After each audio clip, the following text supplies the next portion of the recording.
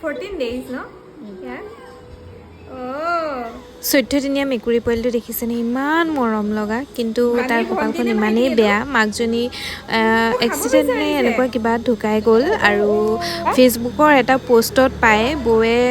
ৰাখিবলৈ কাৰণে ভালকৈ কেয়াৰ ল'বৰ কাৰণে নিজৰ লগতে ৰাখিছে এতিয়া ইমান ধুনীয়াকৈ একদম সৰু কেঁচুৱা এটা ৰাখা দি বৌয়ে ৰাখিছে দেখিছেনে ইমান মৰম লগা ভালকৈ বেচেৰাটো খোজো কাঢ়িবলৈ পৰা নাই মানে